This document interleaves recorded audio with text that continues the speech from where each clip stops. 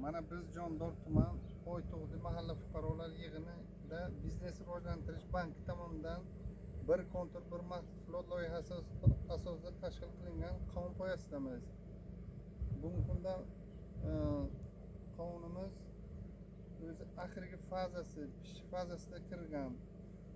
Bu qovun poyasi asosan 14 ta fuqarolarning auksion orqali sotib olingan yerlarni umumlashtirib agregator bilan future shartnomasi tuzilgan holda tashkil qilingan.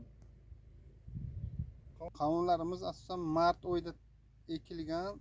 Hozir bir 20 kunlardan keyin tayyor bo'lib, xalqimiz dasturxoniga, ichki bozorga sotiladi. Bu qovunlarni bir agrotexnik tadbirlarga nazar soladigan bo'lsak, bu qovunlar 70 kun ichiga tayyor bo'ladi. Oldin bir ichkarida dala hovlida o'stirilib, keyin qovun poyasiga olib chiqib ekilgan. Hozir joyini o'rtasiga selofan tortilgan. E'tibor beradigan bo'lsangiz, bu selofan ham namni saqlaydi, ham begonaga chiqishga yo'l qo'ymaydi. Buni hosildorligi 400 sentnerdan tashkil qiladi. Qovun 400 sentner.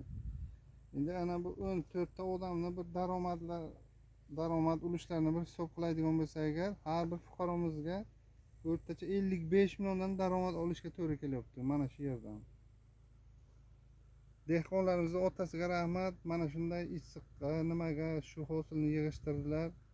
Barakasini bersin, daromadini bersin. Xudo xolasa har bir dehqonimizga ham kelgusi yilga alohida 10 gektarlardan kamiga yer berib, o'zlari ham bir agregator bo'lib, mana shu bir kontur bir mahsulot loyihasini yanada kengaytirish rejalarimiz bor.